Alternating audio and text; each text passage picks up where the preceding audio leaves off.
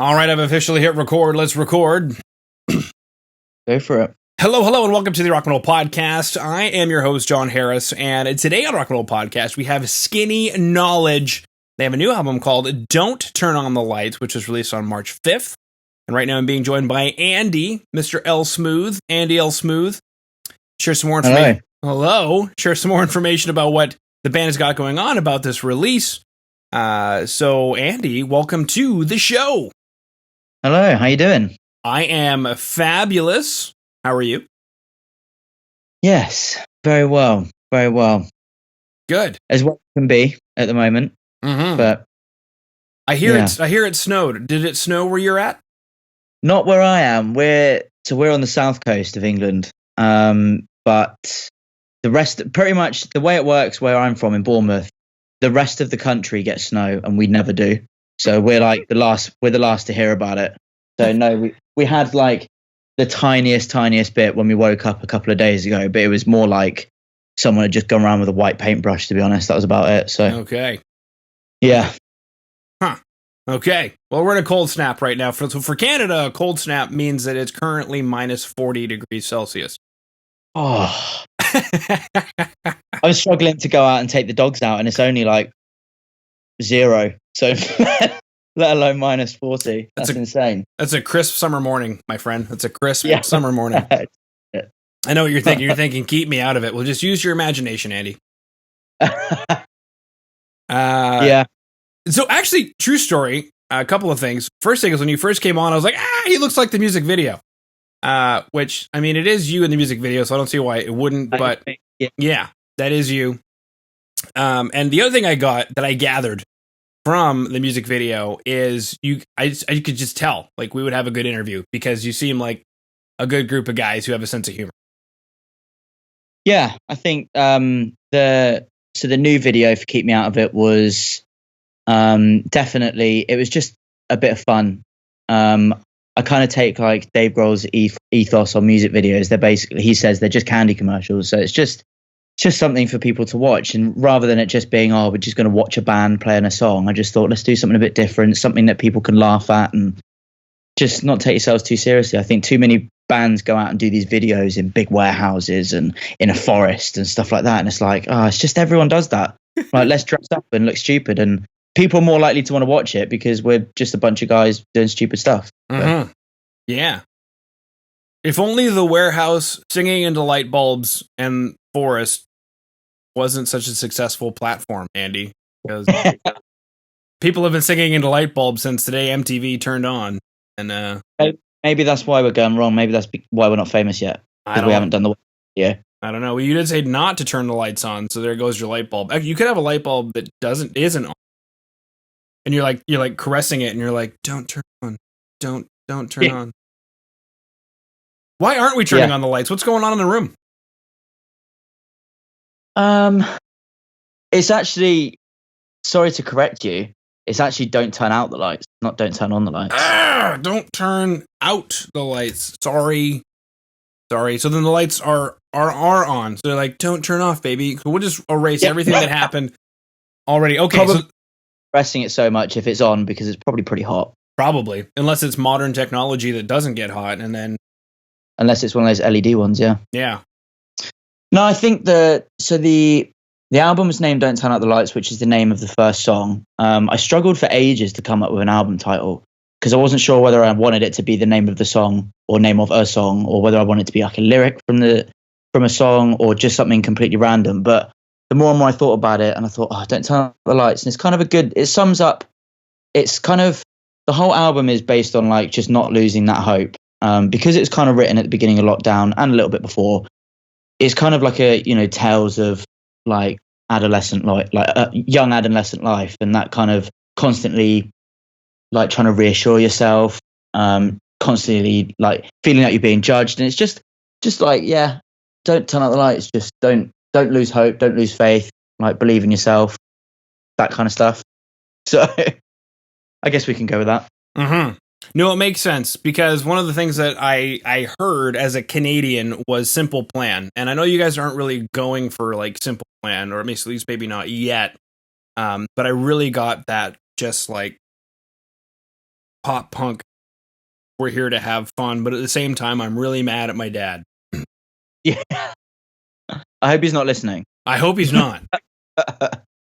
That would be terrible. There's definitely it's a whole mix of stuff. There's a whole mix of emotions going on, because at the time when I started writing it, or writing the songs, I was pretty low at the time. I wasn't really enjoying music that much. It became a bit of a chore. I was just going out and doing these bar gigs and to like know people, and I just wasn't really getting any satisfaction out of it. I was purely just doing it to make some money. And I then started writing some songs, which I'd never done before. I've been in bands before and kind of been part of that creative process, but I'd never sat down on my own and just written some music completely on my own. Mm-hmm.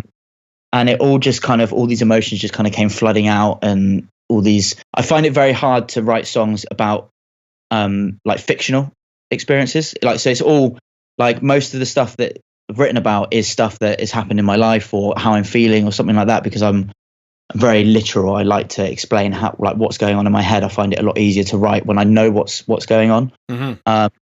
So yeah, there's a whole range of emotions. There is a song about my mum and dad breaking up, how I was feeling when I was like 13, 14 when that happened. Mm-hmm. There's a song about getting engaged to my fiance last year. There's songs about, inspired by the Black Lives Matter movement. There's loads of stuff going on in that album. There's one about just going out and partying and just getting drunk, and yeah, so it's just it's just everyday stuff that happens in your life. And I wanted to write about that. I wanted it to be, I don't want to write about dragons and mythical creatures and God knows what else. I wanted it to be something that was real, that's something that people like myself can relate to. When they hear, they think, oh, I experienced that. Some people do experience dragons, Andy. Either in video game or after a lockdown. Don't tell them that. You'll also need a double pedal on your kick drum if you want to do a dragon. There are rules. Yeah. But, as I say, keep me out of it. So you mentioned a lot of things there. I'm curious about bar gigs, playing for no one, but still making money. I don't know how that happened, but it's just like pubs. They, like, on a Friday and Saturday, they'll book a guy with a guitar, and that's sometimes me, and so I'll go out and just earn a bit of money doing that. Right. And then you started writing your own songs, and then now we're here. Going through a lot of stuff. Some of the things I mentioned was like parents breaking up around 13, 14. That had to have been ages ago. Not that you look old, but I just, because because you're talking about a light bulb being hot, that told me enough about your age that you remember incandescent light bulb, because I have to explain that stuff to my children. No, like there's different kinds of light bulbs. Because all they know are LED light bulbs. So to them, lights aren't hot. It's crazy, right? Something that you wouldn't even go through my mind. Yeah, exactly. Bulbs. Yeah. Well, in the artwork, you have an incandescent light bulb. And is that why it's also a grenade? Because of how explosive maybe some of the emotions are? But because you don't want to turn the lights out, we got to go through it, baby. It's got to explode. But the pin isn't out. So talk to me about this. Yeah, it's just on edge, I think. Mm-hmm. I think it's there. All of this stuff's happening, and just, I think it's like that at any moment it could just explode. You could explode. Your whatever experience you're going through could just explode. Like, your whole life could just kind of go a bit crazy. And I think it's just that constant feeling of like on edge, that feeling of, like I said, a lot of the songs are kind of that feeling judged up by kind of almost society, almost, that you need to have a plan in life. You need to know what you're doing, and you need to make money, or you don't need to do this and you do need to do that. And it's that kind of, maybe I just want to be a bit of a free spirit. So it's kind of that, just, feeling on the edge of society, not really knowing where your place is within everything. Mm-hmm. That's kind of, and also I thought it looked cool. It does look cool. Did you make it? Or did you have hired somebody else make it? I drew a horrendous sketch of an idea that I had, and then I have a designer friend that knows how to make stuff look pretty. So that's all. Okay, perfect. The other thing you mentioned, it kind of reminded me of, was the if it's applicable, the stiff upper lip thing of English society. Like, Right. you're just supposed to know at all times and keep your composure. And Yeah. Yes. To be honest, I don't really listen to Stiff. It's just Stiff Little Fingers, isn't you? I've seen them. That is who you said. Who? What? Where? When? Did you mention Stiff Little Fingers? Stiff upper lip. Oh, I thought you meant. Sorry, I thought you were saying about the band Stiff Little Fingers. Oh no, it's okay though. We were going somewhere for a second, and that's all that matters, Andy. Was that I had this moment with you. Okay. But yeah, let's. I don't know. I've lost my trail of thought now. Whatever trail of thought there might have been. It's okay. We'll bring it right on back to the Dave Grohl music video thing. So, that explains the music videos. Take us through those music videos. How much work did you guys put into those? The second one more than the first. The first one, for Imagination, was I had an idea of I actually wanted to do a storyline for it, and I wanted it to be a funny video. But we kind of went into a lockdown at the time, and it was just going to be too hard. It was short notice. The bassist at the time, like 3 days before we meant to shoot, then was in contact with someone with COVID, so he had to isolate for another 2 weeks. So it just threw the plan out the window. So I just said, screw it, we'll just do like just a performance-based video. So we just like got a load of stuff, got a load of speakers, amps, drums, just chucked them into a rehearsal space that I work at, and we literally just got a guy in, and we just ran through the song and filmed it and made it look, exciting and fast-paced and stuff. And then the second video, more time and effort went into it. We had a bit more planning for it. And there was a car garage which opened recently, and I went in there one day just to check it out. And as soon as I walked in, I thought, this looks amazing. Like, this would be a really cool setting for a music video. So that was then how I decided to do that. And then the whole concept for the video was based on, so I don't know if you heard about it over there in the news or anything, but one of the main MPs over here, guy called Rishi Sunak, he made this comment in an interview with ITV that was kind of along the lines of saying that you're like artistic people and the entertainment industry and stuff like that, people that work within it should potentially just get a new job, like just retrain, do something else. And it became a huge thing. Obviously, it became a massive uproar. And I thought, that's a horrendous thing to say, but let's turn it into something funny. Let's, take it with a pinch of salt and just take the mick out of it a bit. So, Well, how did you feel about that? It sucked. It sucked to hear. It was, there's people that say, he wasn't saying that you should retrain. He wasn't saying you should get a new job. And he didn't specifically say those words. But, politicians have this way of saying, like, just completely beating around the bush, but still trying to get to a point, but just not directly saying those words because they know that they'll get in trouble for if they say those words, but they'll just kind of say it in another way. Yeah. It was one of those. But it sucked. As a musician, I felt very segregated and left out from like the support that everyone else has been getting. All the venues have shut over here that like we literally can't go out and do anything. I haven't worked for, it's now 11 months. And it's just hasn't been any help. There hasn't been any sympathy. It just feels like we've been completely left behind. So when he said something like that as well, just to say like, by the way, at no point soon are you going to be going back to work, so you should probably get another job. It just was kind of like he'd already stuck the knife in and twisted it, and then it was just getting the salt out and just trickling it over the top, and it just, it sucked. That was graphic, Andy. It hurt. It did hurt, but I thought let's poke fun at the government and do a nice little funny video. So. Yeah. No, I dig that, and it makes more sense now, because in the beginning I was just like, okay, I didn't get it.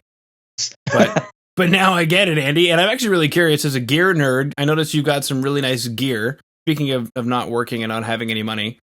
Let's talk about your Marshall amp. That looks like a classic hand-wired, old school. What is it? It's a 1979 Marshall JMP. It is a stunning amp.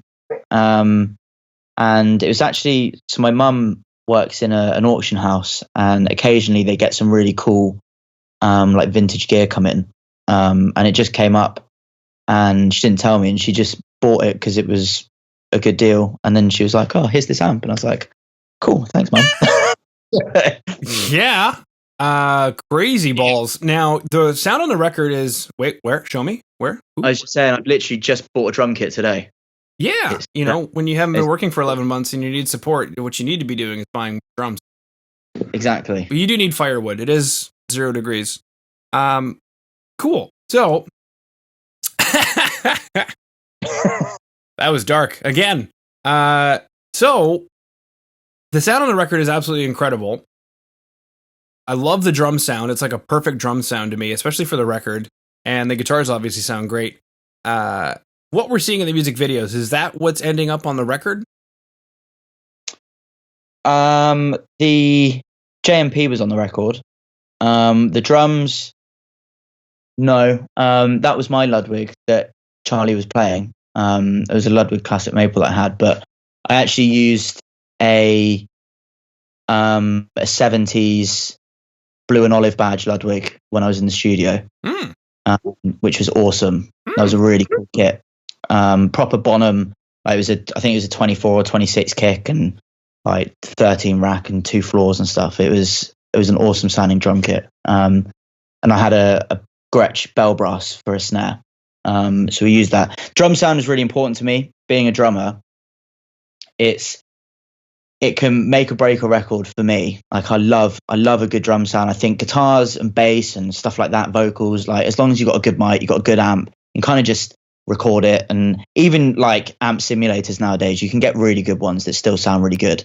Whereas getting a good drum sound is really hard. Like getting a good room, a kit, and it's just. And I've the studio that I went to, I've been to a couple of times before, and we've always had a great sound. So I went back there to do the drums. And yeah, so we used that, and then we reamped. So to kind of keep the cost down a bit, I recorded all the guitars, bass, and vocals at home, and then when we went to the studio to do the drums, we then reamped all the guitars. So we went through my JMP. I think we went through I want to say either a Bad Cat or maybe a Goldfinger. I can't remember. So we there were 2 guitar parts. One was on the Marshall and one was on, I think, a Goldfinger or something like that on the other side. So that's what we used for that, and it great. Yeah. So, sorry, are you playing the drums then on the record? I played everything. Wow. So the other guys that are there getting coronavirus, bringing it, they're just there. Just pretty faces. Yeah. So when I came up with this idea and I kind of started writing these songs and I decided to put an album together, at the time it still wasn't a band. It was just me wanting to put an album together. I wasn't sure what I was going to do with it at the time. And then I decided I was going to go in the studio, record everything. And then when it kind of came together, I thought, actually, I really like this. This is really good. I want people to hear it. So I then put the band together after it was all done. So that's when we started doing the music videos and stuff like that. Hey, I'm looking up some of this stuff. I've never heard of a Bad Cat or a Goldfinger, and I can't find Goldfinger because it's giving me. It's giving me the band. Is Bad Cat Canadian? I saw Bad Cat Canada come up, or is that just wrong? I'm sure it's called a Goldfinger 45, I think. Never mind, they're from California. Okay, so then are they just a reinvention of Mesa Boogie? Ouch. I mean, let's be honest. Like, amps are either a reinvention of a Marshall or they're a reinvention of a Mesa Boogie. Really, in all honesty. It's like the other one, but I'm not. Yeah, I don't know. They just had them in the studio, and the producer said, "Oh, try this amp. It'll sound cool." And it sounded great. It did sound great. Well, the drums sounded great, and I think that's the secret. There's so many classic records, Andy, that I could listen to that have terrible guitar tone, but what makes them rockin' is the drum sound. And I got 2 records that'll come to mind. Bomb, bomb, bomb. Aerosmith's Get a Grip from 1993. The guitar tone is wretched, but the drums sound phenomenal. And then, oh man, who is it? Rage Against the Machine, Children of the Sun or whatever. Right. Drums sound absolutely phenomenal. The guitar is some weak little pissant thing that's just supposed to be filling up some space off on the side. People are probably going to be mad at me now, but go listen to the record. There's one track of guitar. It's a JCM 900. It sounds terrible. Really, what you're hearing is a great drum sound, bass that's way too loud, but it works. It's crazy, isn't it, sometimes when you think bands of that stature, like Rage Against the Machine, you just think, surely someone heard that and thought, we could probably do it better. Yeah. I don't know. Crazy. Yeah. So, stuff that people put out sometimes, shocking sometimes. Yeah. Well, so I've just had a Google because I was really intrigued as to what it was. So it's a Bogner. Huh? The Goldfinger 45 is a Bogner amp. I don't know if you've had a Bogner, but very, very tight in the mid-range department, especially for people who record songs about dragons. Yeah. I'm pretty sure one of either the left or the right guitars was that Bogner, and then the other side was the JMP.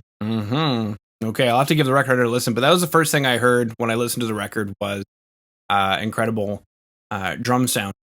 But Andy, that's about does our time. Is there anything that you wanted to chat about that I did not bring up? I think we covered pretty much everything for now. Okay, for now. Because we're still pretty fresh, so there's not huge amounts to talk about, just that we've got an album coming out and go and buy it. That's right, go and buy it. Right, so we chatted about Don't Turn Out the Lights, coming out March 5th. This interview will probably air shortly thereafter, so it'll be in past tense. So if you're watching on YouTube, listening in on Spotify, or you're on the website, rockandrollpodcast.ca, then definitely go check out the album Don't Turn Out the Lights. It'll be available everywhere. And music videos are in the show notes. Keep Me Out of It, Imagination. And I also found a lyric video for Imagination. So I'm going to include that as well so that people can dial into those lyrics and sing along. That was a fun lyric video to make, actually, because I wanted to do something a little bit different. And I was keeping an eye on. So Billy Joe from Green Day did a cover of, I want to say it was Kids in America. And he did this lyric video where he was literally just writing out the lyrics, and it was sped up, so it was along with the song. And I thought that was really cool, so I basically just copied it. But it was cool. It was weird though, because I had to slow the track down immensely to be able to keep up with the lyrics. So I think the song, it took me 25 minutes. I think the song lasted about 25 minutes whilst I'm writing out these words and then put it all together. But yeah, came out cool. Wow. So. Fan-freaking-tastic, baby. Well, thank you so much for coming on to the Rock Metal Podcast today. Thank you for having me. It's been a pleasure.